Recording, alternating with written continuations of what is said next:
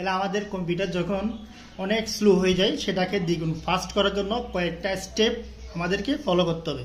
তার মধ্যে প্রথম সেটা হচ্ছে আমরা আমাদের কম্পিউটার থেকে রিসার্কেল বিন নামে যে ফাইলগুলো আছে আমরা সেগুলো এমটি করে দিব।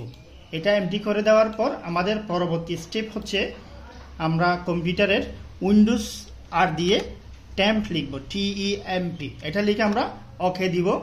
এখানে যতগুলা টেম্পোরারি ফাইল জমা থাকবে সবগুলাকে আমরা Ctrl+A দিয়ে অল সিলেক্ট করে নিব। এরপর হচ্ছে কিবোর্ড থেকে ডিলিট প্রেস করব। ডিলিট প্রেস করলে আমাদের যে এখানে যদি টিক মার্ক দিতে বলে আমরা টিক মার্ক দিয়ে এখানে প্রথমে স্কিপ দিব, পরবর্তীতে যদি সেম অপশনটা আবারও আসে আমরা টিক মার্কটা দিয়ে কন্টিনিউতে ক্লিক করে দিব।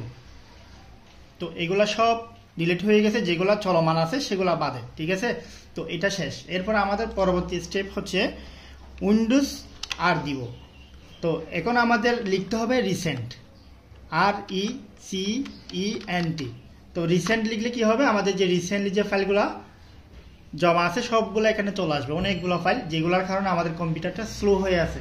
এখন আমরা এই Ctrl+A দিয়ে অল সিলেক্ট করব, দেন ডিলিট ক্লিক করে আমাদের যাবতীয় ফাইলগুলোকে ডিলিট করে দিব।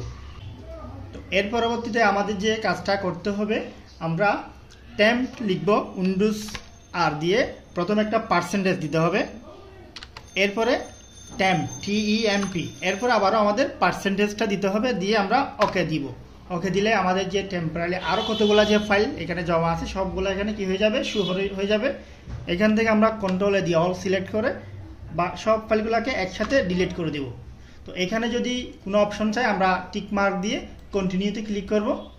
আমাদের যে ফাইলগুলা ডিলিট হওয়ার প্রয়োজন সেগুলো অটোমেটিক্যালি ডিলিট হয়ে যাবে।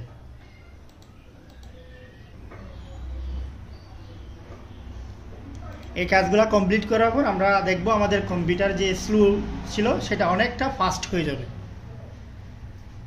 এ হচ্ছে একটা স্লো কম্পিউটারকে ফাস্ট করার একটা টেকনিক। Thank you.